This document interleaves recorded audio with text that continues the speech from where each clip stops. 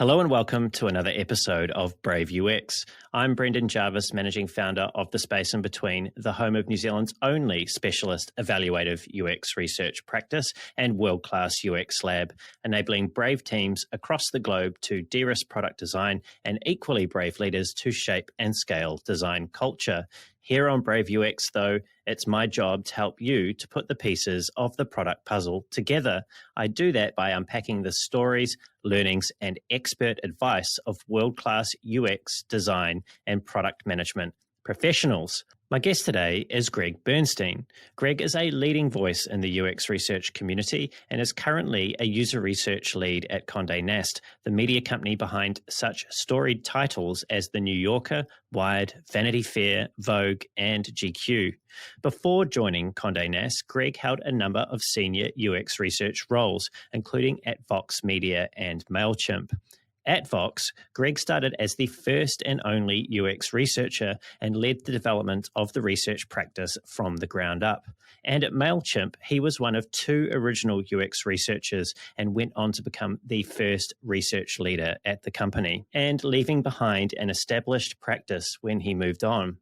In January, to wide acclaim, Gregg published a generous contribution to the global UX research community. It's called Research Practice: Perspectives from UX Researchers in a Changing Field, and it's a book that helps aspiring researchers to see inside the field through the stories and experiences of current practitioners. Across his 10 years as a UX researcher, Gregg has shared his knowledge in a number of forums across the world, speaking at UX New Zealand, UX Fest, and UX Scotland, amongst many others. Gregg has also featured on a number of podcasts, such as previous Brave UX guests Steve Portugal's Dollars to Donuts. And, you guessed it, Gregg is now here on Brave UX to speak with me. Gregg, welcome to the show. Brendan, it's such a pleasure to be here. Thank you for having me. Oh, it's a real pleasure to have you here, Gregg, and I really did enjoy researching for our conversation today. You've got some great stories and you've made some great contributions to the field, as I mentioned in your intro. And first question, though, I like to start on a serious note almost always. And full disclosure, I have watched your UX New Zealand talk. NSYNC, really? NSYNC is a classic. I think if you were to re-listen to them today, you would maybe have a newfound appreciation for them. The harmonies, the beats, I think they were ahead of their time. So I recommend giving them another listen. Okay, we will link to some NSYNC in the show notes just so everyone can relive the 90s. I was going to say what Brendan's referencing is I referenced NSYNC in the intro to my talk at UX New Zealand, and I think now he's poking fun at me for it. Well, the other option was the Backstreet Boys, Gregg. So, I mean, there wasn't really a good choice in there as far as I'm concerned. Understood. But I did think it was interesting to talk about music with you because I understand that you used to be a graphic designer before you were a UX researcher, and you used to design the album covers for a number of Midwest punk bands. And now we're sort of starting to talk more my musical genre, well, at least what my musical genre was when I was a skateboarding teenager.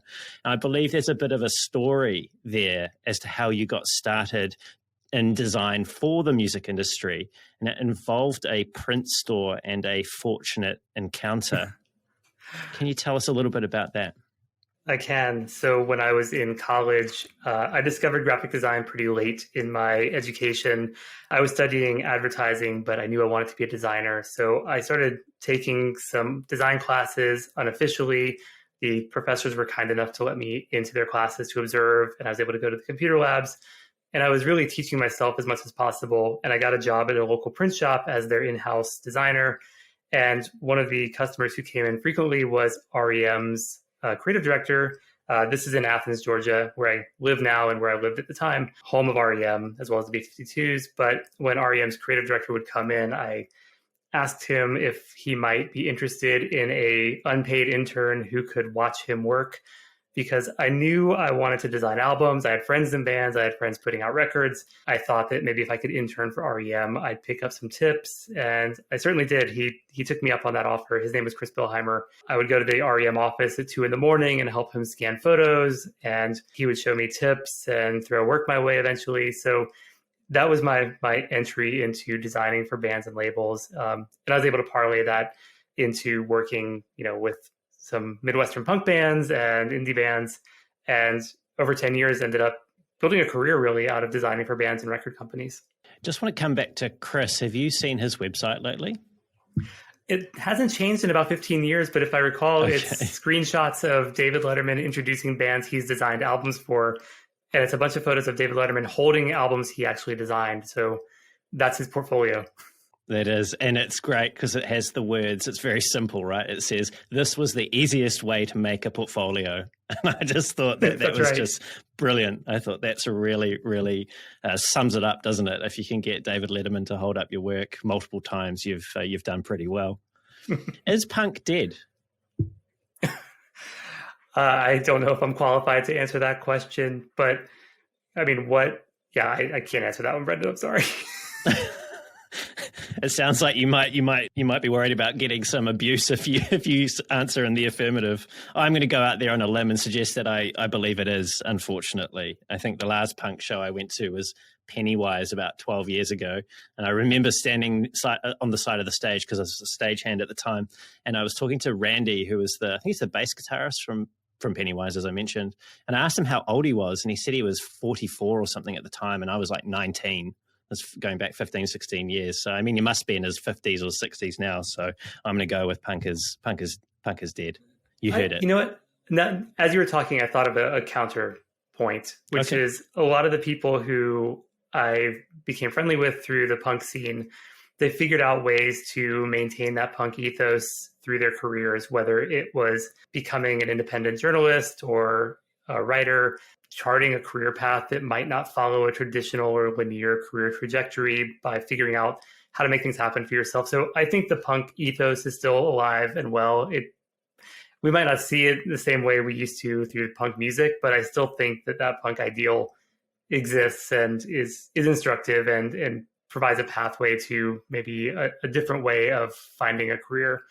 I guess it informed how I thought about my work. I just always figured I can make things happen for myself, becoming a designer without really a lot of formal training, figuring out how to become a professor, figuring out how to become a UX researcher. I think that all stems from being exposed to the punk rock scene where bands are putting out their records, booking their own shows, making their own t-shirts to sell. So I'm going to say punk's not dead. It's still very much alive. Good. I like it. That was a nice provocative little segment. And I do hear what you're saying. And I think looking at your career, as you've talked about, Greg, it's pretty evident that you've managed to successfully reinvent yourself a number of times. I was curious to understand that transition from the design of music, of album covers into UX research. What was it that made you want to leave or forced you to leave? I don't know. Why did you leave graphic design and head into the field of UX research?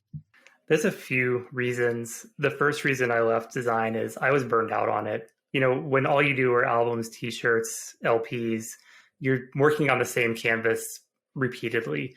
And I just got a little burned out on doing that over and over. Another reason is, designing for punk bands or indie bands is not lucrative. It was not a way to, build any savings. So I really needed to find a way to generate more income for me and my family. I still loved talking about design. I still loved solving design problems. My favorite part of working with a new client or a band was listening to what their ideas were, what they were trying to express, and trying to figure out how we achieve that vision together. And so fortunately, a friend of mine was a professor at Georgia State University.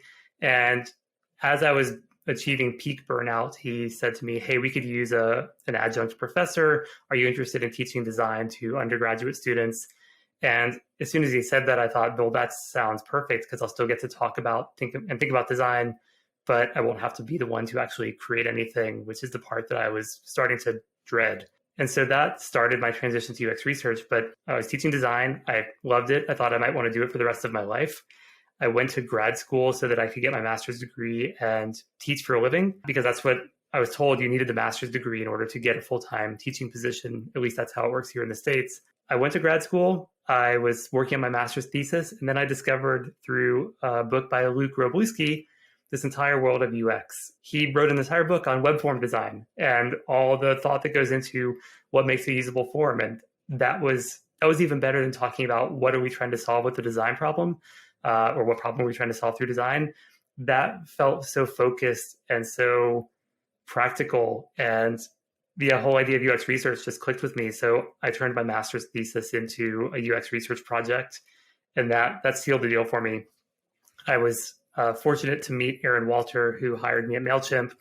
And he said, I know you want to be a professor. Universities will be there forever. You can teach later in life, but I'd like you to do UX research for us here at Mailchimp here and now. That was a pretty compelling offer. So that was the transition from design to design professor to UX researcher. Something that you can observe in people who have made successful careers for themselves is recognizing a great opportunity when one presents itself. And sometimes it's not always obvious. You mentioned that opportunity with Mailchimp, yet your heart was partly, at least, in this future for yourself of becoming a professor.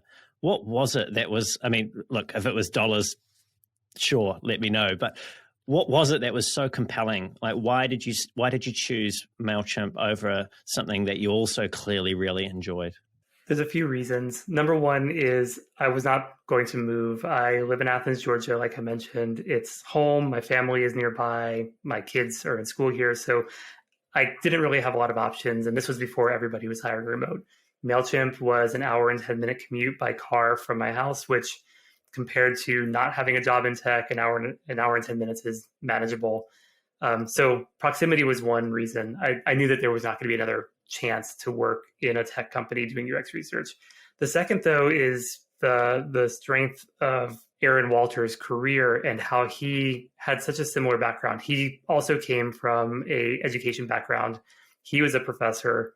He showed me or demonstrated that he was still able to teach by blogging, by being transparent about what he was doing at Mailchimp, by speaking at conferences, by participating in podcasts. And that reframing of I'm an educator, but maybe I'm educating people in a different way through my words, through blog posts, through conference talks, that really showed me that there was another path to teach people and show the good, work that I was doing and that the team was doing. So I felt like I wasn't really having to trade off. In fact, by blogging, I was making my work even more accessible. And I've kept that lesson throughout my career, which is I'm trying to teach everything I'm learning and be as transparent as possible, whether it's sharing a method, sharing a philosophy, sharing just work in progress that my team is doing. I still feel like I'm a teacher, so I don't feel like I had to really make that big of a trade-off. And to his point, I still get asked to come and lecture at universities, so I still get to teach, and I feel like I'll get to teach full-time at a later date. So it's almost like he could see the future, and you could obviously see a bright future in taking that opportunity at Mailchimp and still be able to contribute in the way that you have. I want to come back. You mentioned a book earlier, and I want to come back to another book that I believe has been influential in your career, and that's a book called How to Be a Graphic Designer Without Losing Your Soul by Adrian Shaughnessy. Hopefully I pronounced that correctly. Tell us about that book. How did that book help to shape your career? Unfortunately, I came across that book late in my design career when I was already burned out. And something I should also mention about being a designer of punk rock albums, I did not do everything right. I was not good at marketing myself. I was not good at setting up agreements. If you've followed Mike Montero's career, it's basically everything he's railed against for the last decade. But it wasn't until I was late in my design career that I came across Adrian Shaughnessy's book. And what I loved about the book was it wasn't about how to make a good design or how to pick out the right typeface. The book was how to set up your business, how to work with clients, how to be a professional. And it was everything that I had been missing in my design business. And then, Mike Montero's book, which now that I need to think about it, I can't recall the title. I will look on my bookshelf in a moment, but he wrote a similar book that was really about how to be a professional designer and work with clients and set up agreements. So that's design as a job, right? Design as a job. Yes. Thank you. But Adrian Shaughnessy's book was more geared towards the graphic designer. And it was like it was written for me. And I wish he had written it much earlier in my career. But that book really, it served, I don't want to say it was a template, but I had that in mind when I was thinking about my own book, which is also, how to work in UX as a UX researcher, what are the practical steps you need to know, or the practical tips. Yeah, I mean, we're kind of surrounded and drowning almost in how to run a method or all the technicalities and the techniques that make up UX research. But it's almost like you identified this gap there around, well, what does it actually mean to be a UX researcher? How do you actually do the professional side of this practice? Now, I understand also that there was something that someone said that was somewhat influential in the decision or in the way in which you have written this book and why you chose to write it in the way that you wrote it. And that was Mandy Brown, who was your former manager, I believe, at Vox Media. What advice did she give you about writing a book? Mandy is one of the greatest managers I've ever worked under. And when we were talking, she had previously served as editor for A Book Apart. So she had a lot of experience in publishing, and obviously we were working in publishing at Vox Media, but she had helped me with framing how to think about content and asking yourself, is this a blog post? Is this a conference talk? Is this a book? And she helped me with that framework to think about, is this something that I can stretch out into a longer piece? Is this something where, a tweet is really going to sum it up? Is a blog post enough? And so I've always had that in mind in trying to evaluate what content, what the shape of content should be. But there was another person I want to mention who was also influential in shaping this book, which that is Sean Townsend, who is now leading research for Coinbase. But at the time, she was leading research at Intercom. When I started to write a book, I was writing it from my own perspective, which was fairly limited because I hadn't worked in an enterprise organization. I hadn't worked, in healthcare. I hadn't really worked in languages outside of English. And Sean, when I was interviewing her for content, she said, instead of you interviewing a million people and asking them to share with you, why don't you just have them write their own experiences and, they contribute their own essays or thoughts on various topics you propose, because it's a model that she had used at Intercom when they published their own books. As soon as she said that, the light bulb went off. So I'd already had Mandy's advice. I knew there was a book here. With Sean's additional advice, I knew that I could crowdsource this and make it a truly representative book.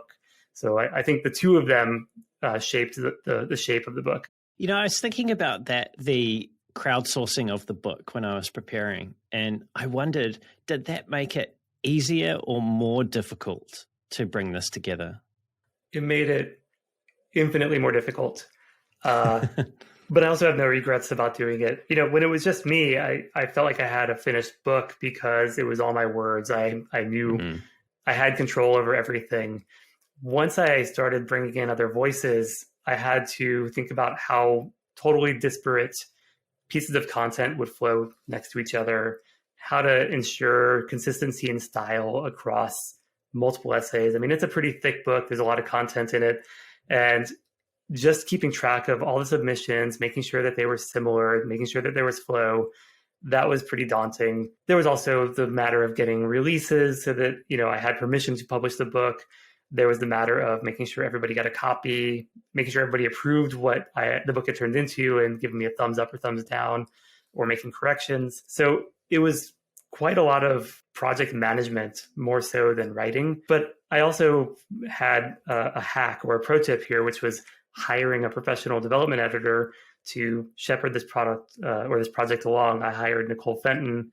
They are an author themselves. They are also a content strategist and a writer. So having Nicole help me with every aspect of this publication was, if I didn't have Nicole's help, I don't know what this book would have looked like. It sounds like they were quite instrumental in actually getting this across the finish line.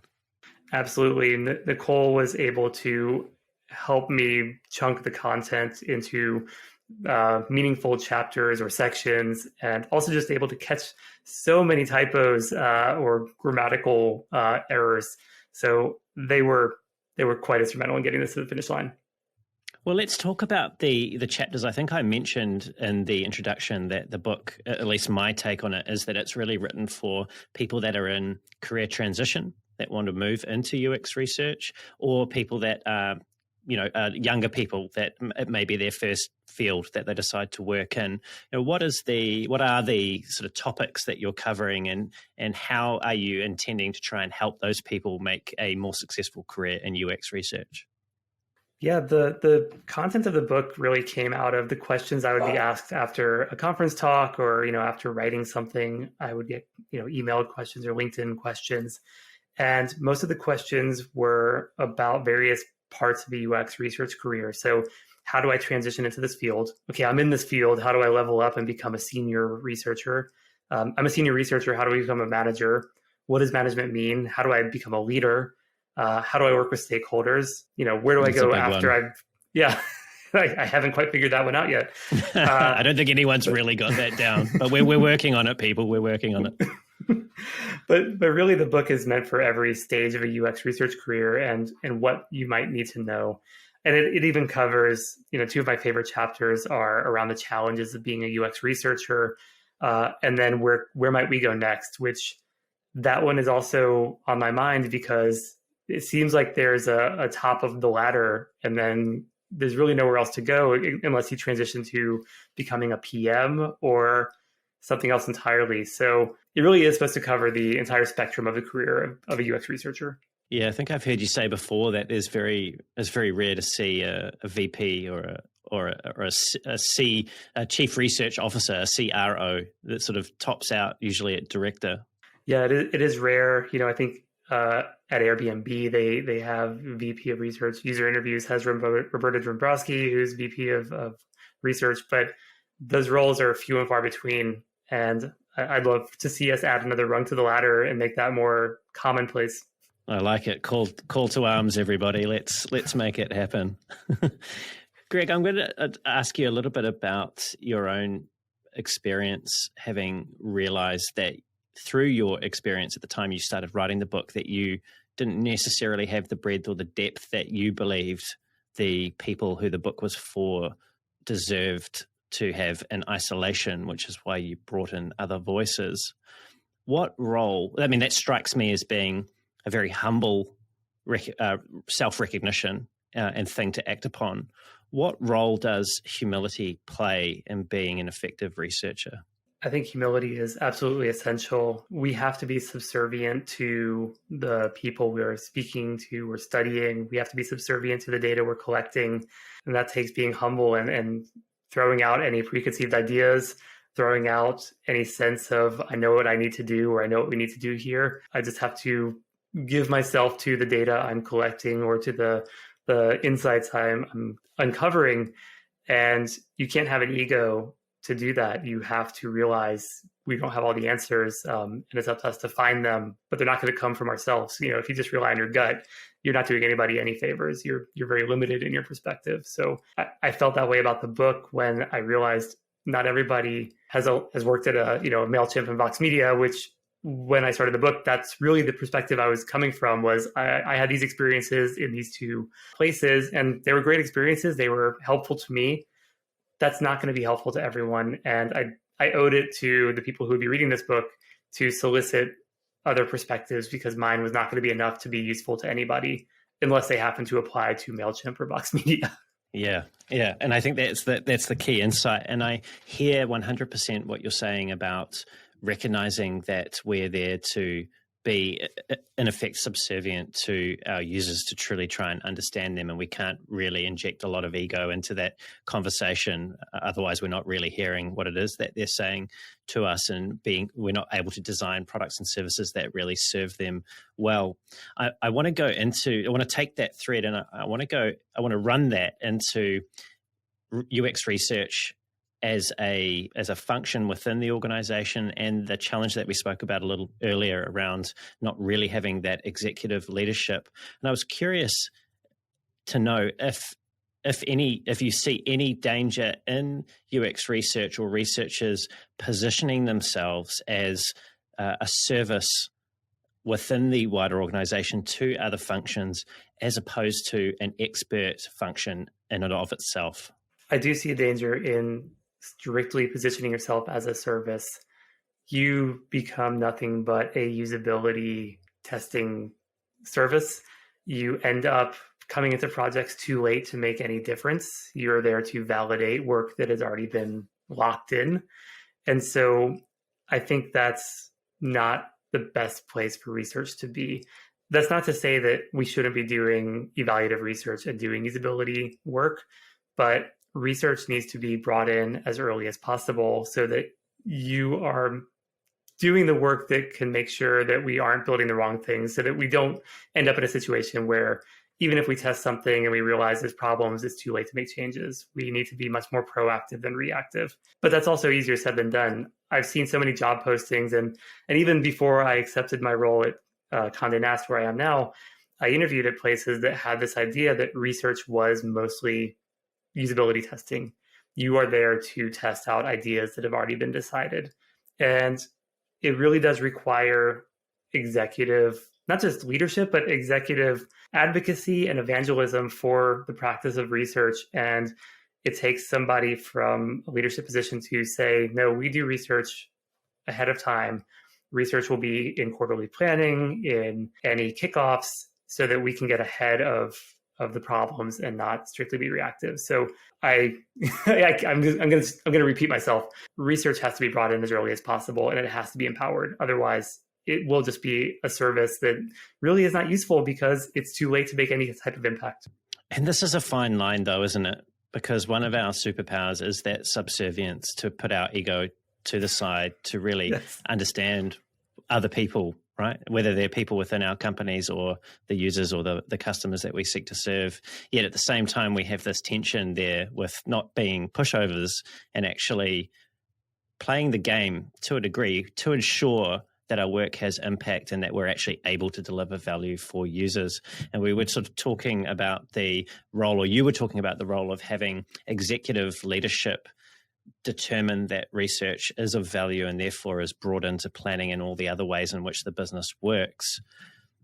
What difference does it make in your experience or through your conversations with your peers to whom research reports to? So whether it's a chief technical officer, whether it's a chief design officer, whether it's a CPO, does it matter at all who research reports to at that executive level? As long as the executive is doing all they can to advocate for research, I don't care where it is in the organization.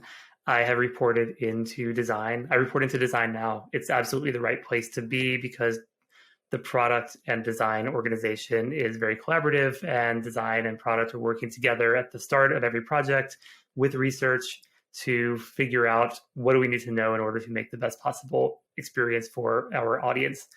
I've reported into a chief product officer before.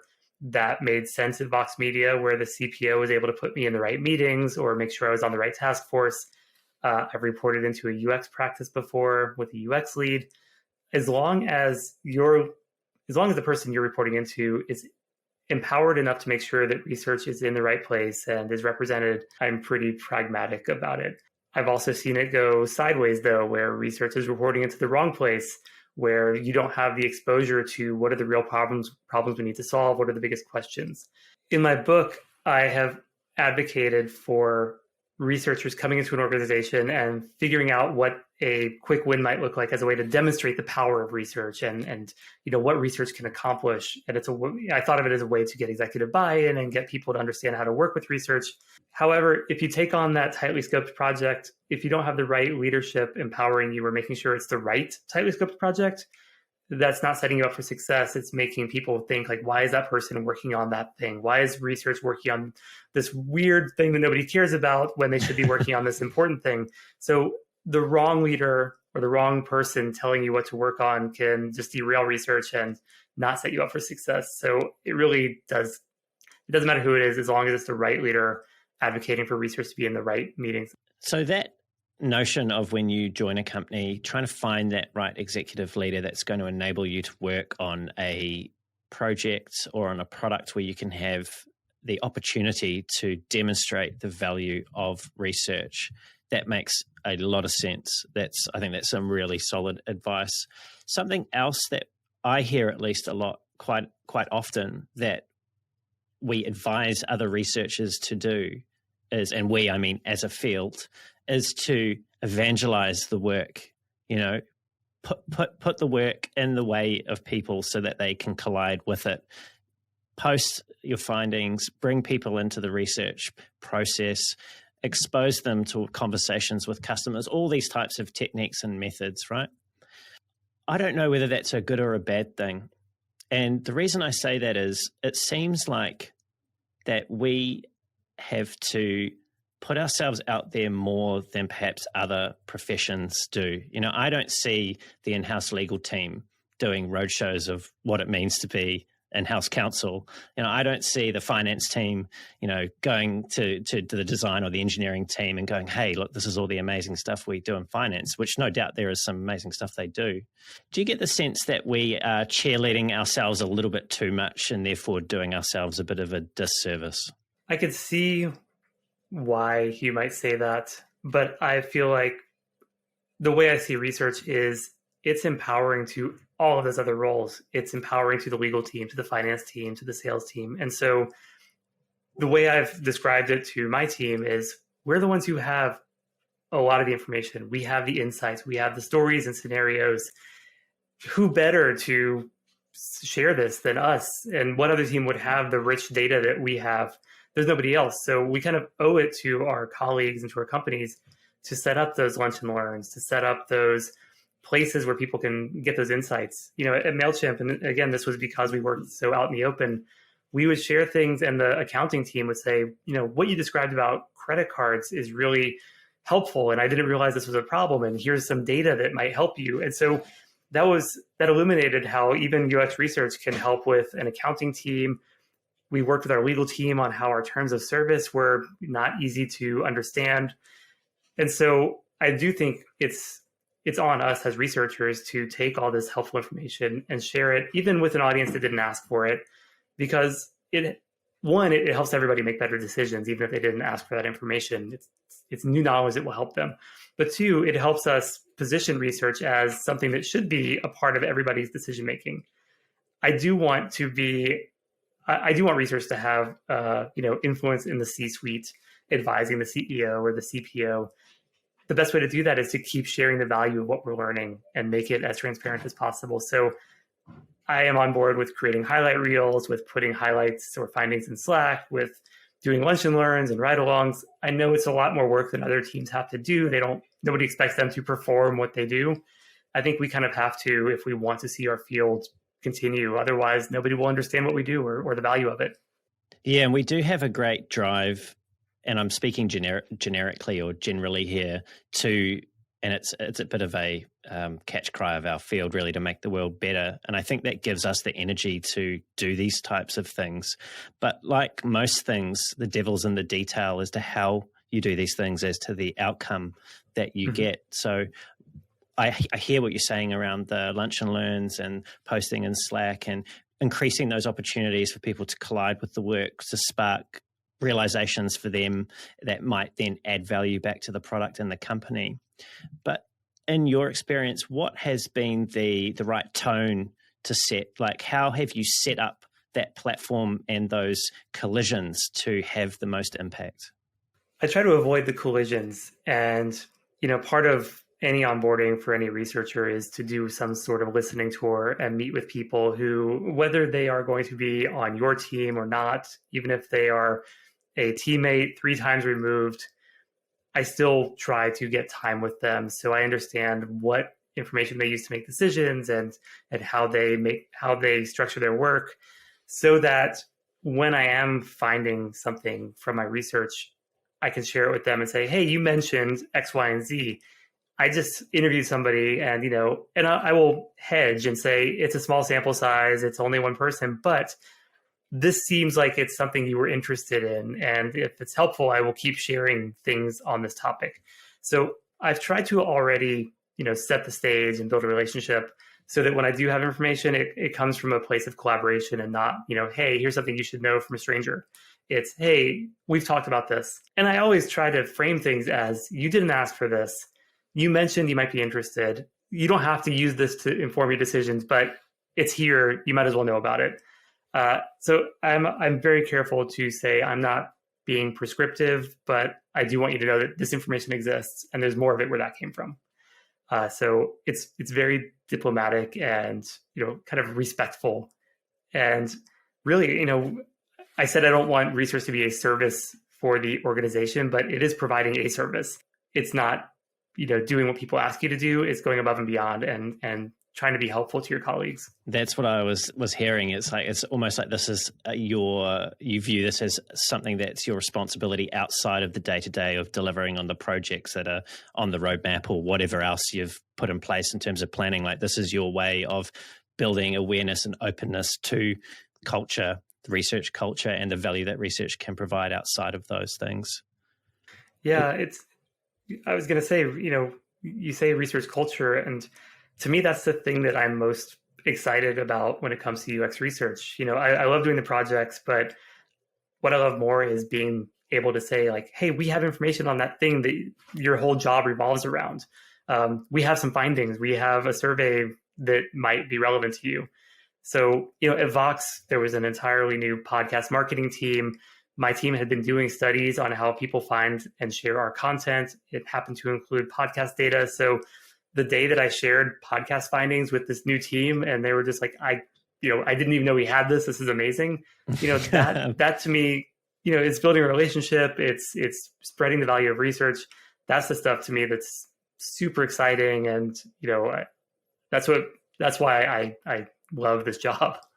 Yeah, there's the serendipity in those moments, isn't it? And they can create a whole lot of value. Well, let's talk about Vox, because I understand Vox at the time that you were there was around about 400 people or so, and you were the senior director of research when you left. So there was obviously quite an influential role there. You had the opportunity at Vox to work directly with the CEO. What was that experience like? What were the problems? How did that come to be? And what were the kind of problems or opportunities you were helping the CEO to understand and explore? Yeah, so just to kind of frame where I was in the company, I had started as the first user researcher. I was embedded on a specific product team building internal tools. So the CMS, the content management system that all the writers and editors use to publish stories or videos or newsletters, whatever it was. Over time, though, my role expanded to include understanding who our audience was. And I was able to show, here's some product opportunities, here's some design opportunities that would help our audiences and, future audience members find and consume our content. When I became senior director, I started reporting to our chief product officer, and he was able to take my work. And when our CEO was curious, we are currently an ad-supported company. What might it look like to start charging money for a subscription product? My manager, the CPO, was able to say to the CEO, if you're thinking of studying this, put Gregg on it, put Gregg's team on it. They've been asking questions around this, and they could really help us get some answers. So the CEO put together a task force that included research, analytics, finance, and editorial to make sure that we had all our angles covered. So what do audiences expect? How do they think about paying for content now? What is our traffic now? And what might it look like if we started to put it behind a paywall? Would we make enough money to actually offset the loss in ad revenue? And so these are big existential questions, right? Like, if you get this stuff wrong, that can be, the death of a company. Yeah, if we said we were going to do this and we had to hire, 3 or 4 writers to create paywalled content, that's salaries for those writers that we hire. That's tech we have to invest in to put up a paywall. That's credit card processing fee. Like, there's so much that goes into something that seems as simple as let's put a subscription form on the website. So because of my manager, his name is Joe Alicata, or he was my manager at the time, he was the one who was able to advocate for research being in the right place at the right time. He was able to share previous work. He was able to present, our approach and what we've done in the past. And that's how my team worked with the CEO to help us figure out what might subscriptions at Vox Media look like. So it all goes down to having a manager who is empowering and supportive and can advocate for you. And thinking back to that time, what was the finding that surprised you the most, or what was the direction that you ended up going down when you were trying to answer those research questions? That's funny. We started by studying 2 of our biggest publications, Vox.com and The Verge. And for the Vox audience, there wasn't really a subscription product they wanted or cared about. They just wanted to support good journalism. They felt it was a civic duty. So for that audience, there wasn't really anything we needed to offer other than access to, maybe a Slack channel where they could engage with journalists, a quarterly planning call where they could hear from the editors, maybe a tote bag. But for them, the value was just supporting good journalism. However, when you talk to the Verge audience, it's entirely different. They really wanted something very specific, which was an ad-free browsing experience. They never wanted to see an ad no matter what, which that kind of is in line with that Verge audience. They're tech savvy. They know when site performance is slow because ads are loading. They know that ads are disruptive. So they were very, very clear on what they wanted. But the funny thing is when we did the math, and this was a few years ago now, but the amount of revenue we'd need to make to offset the cost of investing in editorial staff and the technology to charge money, we couldn't make the numbers work. We were not going to make enough at the time to go totally subscription based, or to even do a specific subscription product. Instead, we saw that there were opportunities to partner with YouTube, with their YouTube subscription channels. So Vox Video Lab has a subscription tier for additional videos. We also were able to partner with Apple News Plus, where some specific Vox content is released early and only to Apple News Plus Vox subscribers.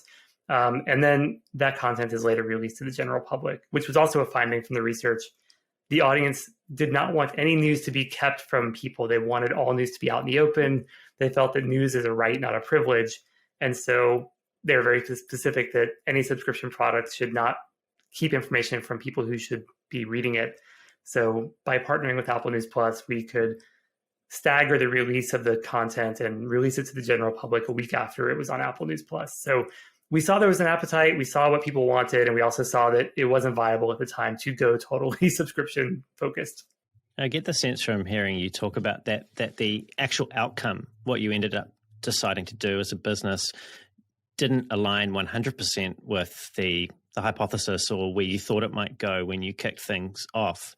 I mean, Don't let me put words in your mouth, but research shouldn't be something that is deployed to rubber stamp some executive's pet project. And it can be, and it has been in the past, used to do that. And I'm curious to know whether you've ever had to compromise on the outcomes of your findings to keep a senior stakeholder happy. Just to, I guess, wrap up the Vox conversation, what I loved about that project is there was no specific direction. This was purely a discovery project where we didn't know what the appetite for subscriptions was. And in fact, my hypothesis was people would stop paying for the Wall Street Journal or the New York Times in order to pay for Vox. And what we learned was people would pay in addition to those other products. And so I never felt like I had to tailor my findings to make somebody happy.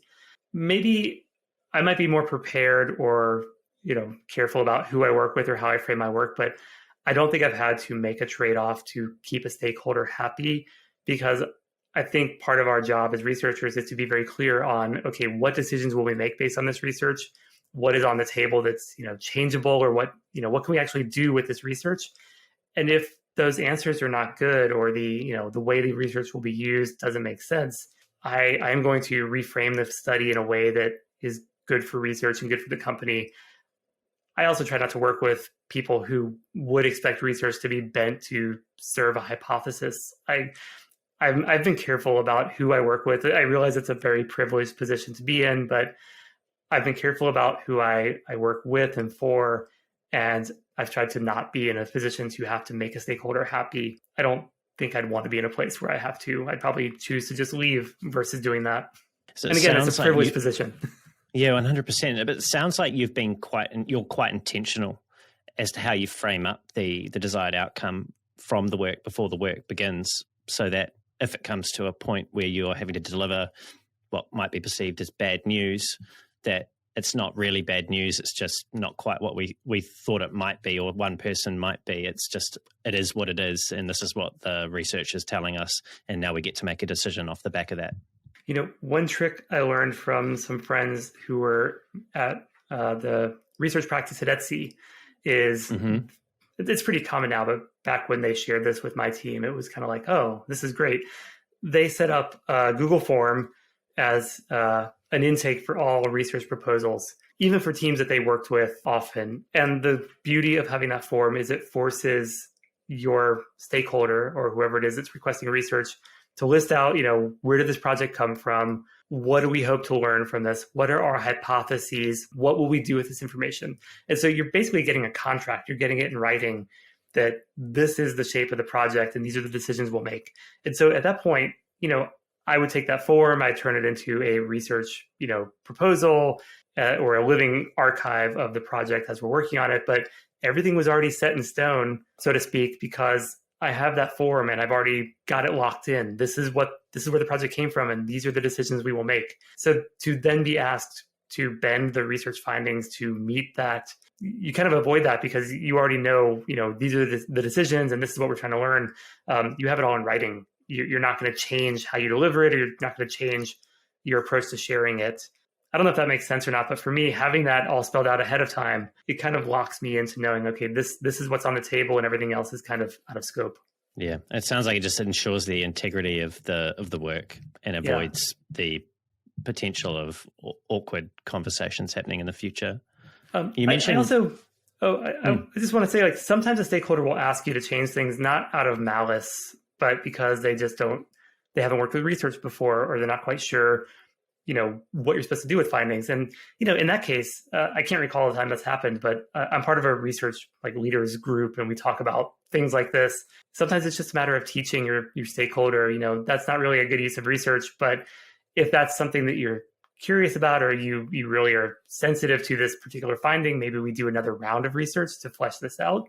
Maybe it's another study. So it's also a teachable moment to show people how to work with research, and maybe it's not malintent or something untowards. It could be something more innocent. 100%. And I was actually talking to Dr. Laura Faulkner about a similar topic. She runs, I think she's director of user research at Rackspace, and she has a similar approach. And when she has those conversations with those stakeholders, she has them one-on-one.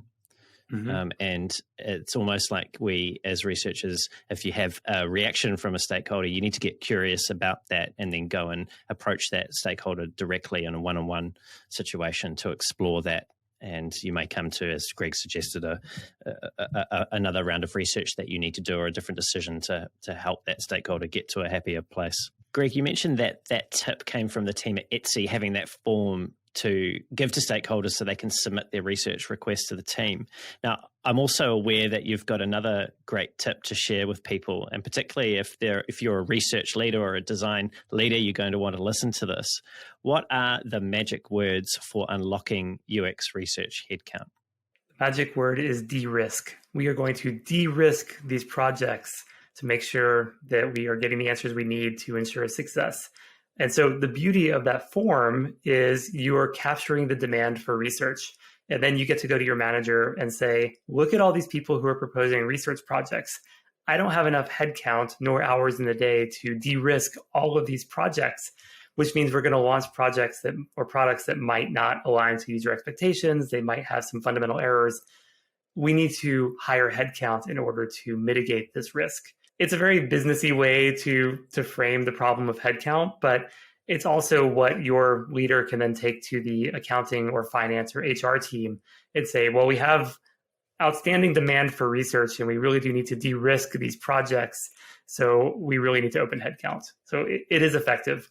Yeah, it is a very businessy term, isn't it?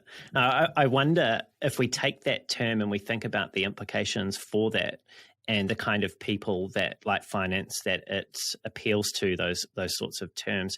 It sounds like we are verging into needing to quantify the impact of the work. Because if I think about that term de-risk, and it's a term that I use, actually I've used it in my intro, right? I use that because I know that it gets attention and people want that. People are risk averse. Businesses themselves don't want to sacrifice current cash flows for the hope of future cash flows if it's not a certain thing, right? So it really does speak to business people. Have you had to quantify that de-risking in any way, or have you had any challenge come back from finance or procurement or whoever it might be to demonstrate in some way, shape or form what that de-risking will deliver? I haven't, and I think it again goes back to having managers who understand the work and the demand for research, so that when I say, we have 3 projects that we can't get to on this one topic, we really could use some help, it is already quantified based on the demand. It's not me coming up with a wish list. It's really based on actual needs for the organization to be successful. And, another tip is if that demand is tied to, OKRs for the organization, or, it could just be, maybe it's not OKRs, but it's, whatever your company's 3 big initiatives are for the next year. If you are able to demonstrate that there is demand for this, it's a company goal, but we don't have the headcount to support any aspect of it. I mean, I think that quantifies the demand. You are showing that there's a lack of research for this topic that has already been articulated as important to the organization. So that should be the beginning and end of the conversation. Like, yes, we will hire. Otherwise, what's the point of having a research team if you're not going to empower them and support them to actually do research? Yeah, 100%. When someone in the business says, we don't have the time to do that research, what are they really saying? They might think that they don't have time because their understanding of research is limited. They might think that, I've heard of organizations that hated research because they thought everything was ethnography. Every study had to take 3 to 6 months. And then the other end of the spectrum are the people who think research is a 2-day usability test on usertesting.com. So when people say they don't have time, they have a misconception of what research looks like and when to use it. It could also mean that they don't care, but I choose to think more positively that it's not malice. It's just a misunderstanding or a misalignment of research expectations. And again, it's a teachable moment. If a stakeholder really is anti-research, though, fine, go forth and work on your own. And come to us when the product doesn't perform as you expected or it's misaligned. But we'll say we told you so. No, we won't say that, will we? We won't say that. Be much more magnanimous than that. Yes, we'll say this is a great opportunity to try that again and see what we might learn about our audience or our users. I think Greg's much more diplomatic than I am. That's maybe why I work as a consultant rather than in-house. I mean, I think diplomacy is the research superpower, right? You have to be able to work with everybody.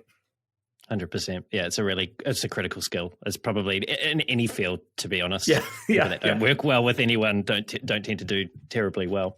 We were just speaking about time from the business stakeholders' point of view, where they feel they don't have time to do research. This is also something that affects pretty much everyone working in a Western economy where we've got goals to hit and targets to achieve. Mm-hmm. There's a lot of pressure also on UX researchers and people that are leading those teams. Through your experience, you've been the solo researcher, having to field the questions from everyone in the organization all on your own, and you've also managed teams of other researchers. How have you helped yourself and helped them to manage and decide what to focus on and what's not important to focus on? Manage that stress, that time pressure.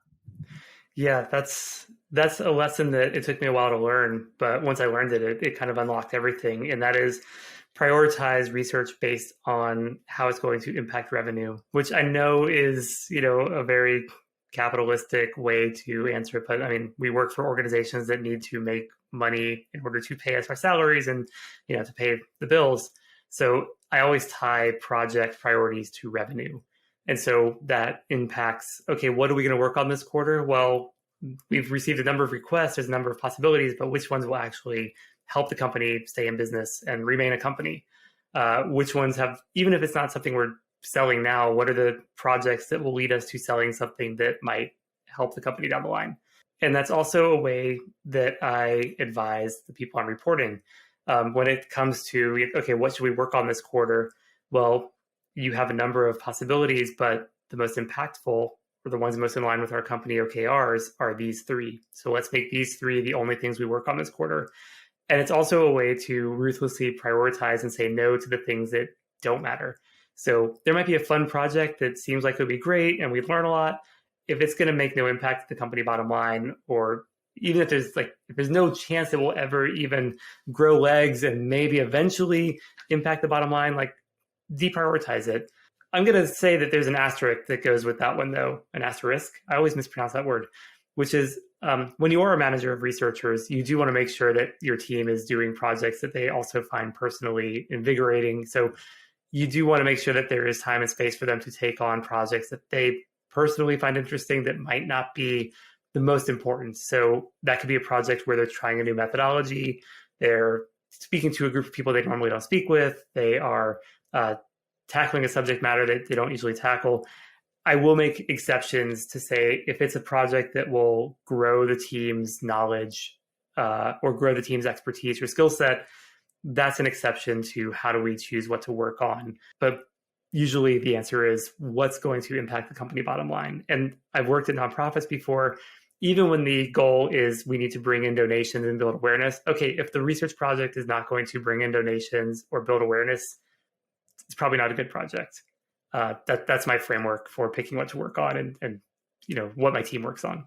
I like the asterisks too, and that is a tricky word. It makes me think of asterisks and obliques, the comic books. Oh yeah. Anyway, but that's quite an important distinction and call out to make as well, because what you're saying is it's like that analogy of the rocks in the jar. Like if you put all the sand in the jar first, you're going to find that you're not going to have enough room to put the big and important things that are actually going to make the company some revenue or some profit and contribute in a massive way. But if you put those into the jar first, then you can always find time and space to fit a few pebbles or a few grains of sand in and around those things, which should help to round out the satisfaction of the team and how people are feeling. This notion of the financial aspect of business and how we feel in design more broadly, of which I'm encompassing research, we can feel a bit icky about this. And this is something that's come up. And, I think you were somewhat apologetic about this, Gregg, you sort of about the money thing, right? And this come up a few times on the podcast. And I was speaking the other week to Dan Balkowski, who runs Product Tranquility. So he's an ex-head of product. He now has a consultancy which helps product companies to determine their product strategy, their pricing, and their packaging. So that's very much focused on the bottom line and the dollars, right? Mm-hmm. And his observation in the product teams and organizations he's worked with has been that often he finds that UX researchers are uncomfortable or inexperienced in helping the business to determine how to price its products. Is that a fair observation? I think it's fair, but I don't think it's because of, I think that stems from a lack of experience in doing that type of research, because it's not traditional UX research. It's usually there's pricing strategy experts who will come in and help you figure out a pricing strategy. There's market research organizations that will do this. It's not traditionally a UX research function. And so I think that's why there might be some discomfort. However, it is a learnable skill, and there are UX research approaches that will get you to pricing strategy. When we were trying to figure out the Vox.com subscription or the Verge subscription, we did have to do a bit of competitive analysis to understand what people pay for, both per month and per year. We had to look at, is pricing a trade-off or is cost a trade-off? Is it something where people have a budget or they're willing to spend whatever it takes? And so using that, you can figure out how somebody might pay for something or what the right price is. In fact, we did a really fascinating study when I was at Mailchimp around Mailchimp Pro, which was a professional add-on. It was a way to give people enterprise tools at an extra cost for their monthly plan. The way we got to that was we studied anybody who had closed a Mailchimp account and went to a competitor. We knew that because we would send an account closure survey. We learned where they went. We looked at what they're paying now versus what they had been paying for Mailchimp. We were able to figure out an optimal price between what the Mailchimp account costs and what they were now paying for more expensive software. And that helped us determine a price that was fair and competitive, but also felt premium enough where people would feel like they were getting something extra from that additional tool set. So I guess what I'm saying is it's a learnable skill. There's different ways to do it, but it's not usually something that I've seen UX research teams do. So it does require a bit of creativity to figure out how to get there. Yeah. So thinking about this context of the business, there's also this cry out there that designers need to better understand the businesses that they work for. Now, obviously, OKRs and what we're all striving for and having some financial literacy is useful. Verging into some quant research can also be useful when you're exploring things like pricing, like you've just described for Mailchimp. What are the common blind spots, though, that you see out there when it comes to UX researchers and their understanding of the business? What is it that we we really need to spend a little bit more time and energy and invest in understanding that we don't quite yet have a great grasp on now. This might be my designer brain speaking, but presenting and sharing findings. I think that we have so much information we're collecting, but if you are not a storyteller, if you're not somebody who can visually or, audibly design how you're sharing that information, you're not doing the research, or your organization, you're doing them a disservice. And so I think that's one blind spot, is just knowing how to package findings. It does take a little bit of, salesperson experience. That can feel as icky as talking about money or studying money, but you have to figure out how to communicate and meet your stakeholders or your peers where they are, and frame your research in a way that might not be the way you would prefer to frame it. It could mean using plain language when you would prefer to use academic language.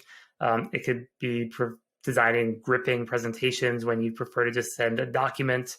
I've started recording myself talking about what I'm hearing so people can pick up on energy and listen to me ramble while they're doing other tasks. So I think that's our blind spot for me, at least from the researchers I've worked with, is knowing how to share and talk about your work. And I'm just going to put a little plug out there for a previous guest of the podcast, Donna Spencer. She's got a wonderful book, which I believe it's a very small book, called Presenting Design Work. And it's pretty much entirely what you've spoken about, Greg, there, is how do we actually get comfortable in that? How do we understand what it is that the stakeholders we're presenting to actually, what they actually want to receive, and how do we get that across to them to increase the impact of our work? Yeah, totally. Greg, as we bring the show down to a close, let's talk about something that's life-changing and that happened to you and to your family. I understand that you're a father and you're also a husband, and that in 2013 you received some extremely shocking news. What was that news? In 2013, my wife developed a sore inside her mouth, and upon examination, it turned out to be a cancerous growth. And the type of cancer was a surprise. It's the type of cancer you get when you are an older male who has smoked and drank all your life. So this was not a type of cancer Alyssa should have had. We had surgery locally to remove the growth. Then there was additional surgery shortly after that because the first surgery didn't remove everything. And then it was time to look into radiation treatment, chemo and radiation.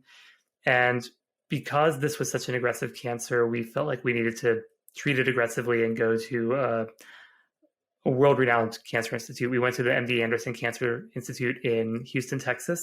We relocated. I was able to take a leave of absence from my work at Mailchimp.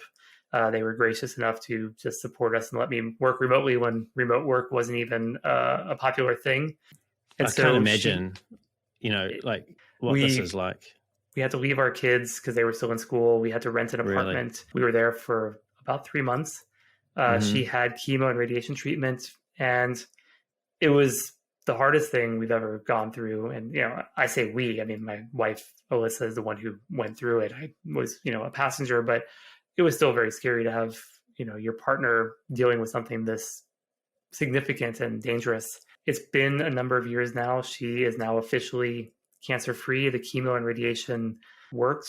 But the reason that I've shared this story before, and I think the reason you're bringing it up, is our experience at MD Anderson was unlike any experience we've ever had, where we met with the doctor the first time we visited, and he just wanted to hear our story. He wanted all the context around everything in our lives, understanding that we have kids, understanding that my wife is a psychologist and has to use her voice to speak to clients, understanding that she's a vegetarian and, has a limited diet. And for everything that we shared with him, he was able to incorporate that into her cancer treatment. So there was speech therapy to make sure that she regained strength in her tongue and vocal cords, because the treatment was really impacting her ability to speak and move her tongue. There was counseling to make sure that our kids had the right information and we communicated what was happening effectively. And even though my wife's a psychologist and specializes in treating children and families, it was still thoughtful and helpful to have somebody who was on our side to help us with that. And so everything we shared ended up being incorporated into a treatment plan. And every doctor we encountered had that information at the ready as soon as we walked in, which is unlike what it's usually like when you go to a doctor where you're telling the same story over and over and over. And it's like you're starting from scratch every single appointment. In this case, everyone was on the same page. And it was so thoughtful. And the thing that stuck with me, in addition to the world-class level of care, was just how they thought about bringing the context of everything we told them into the treatment plan. It changed how I thought about my work and how I should think about collecting information, and everything is important. Everything's going to be useful to people who you work with. We can't just narrow our scope to what's right in front of us. We have to understand, what's the wider context in which we work. And so not only was that a significant family event and family trauma, but it just gave me a different outlook on how I can do my job and how I could be a research, leader and advocate for research and the value of it, because that's what they were doing at MD Anderson. Is they were doing research and making it useful for everybody. And just to contrast that back to the experience locally that you had, how long did they spend with you at MD Anderson in understanding your wife and your family versus the conversation that you had locally at the hospital?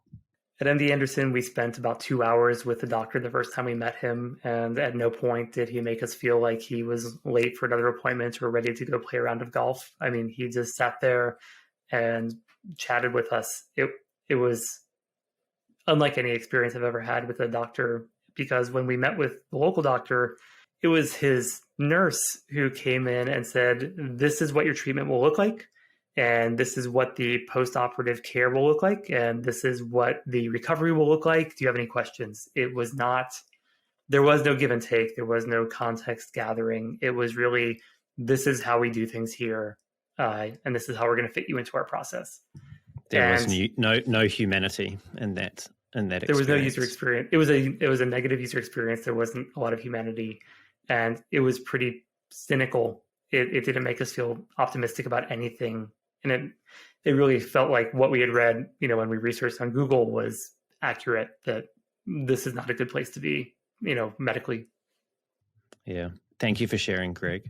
What you've just shared, I think, ties back into an earlier part of our conversation where we were talking about the importance, or you were talking about the importance of, as researchers, being subservient, putting your ego to the side, really, truly trying to seek to understand, while also being the expert and the professional, which it sounds like that's what that doctor or the doctors at MD Anderson managed to achieve both of.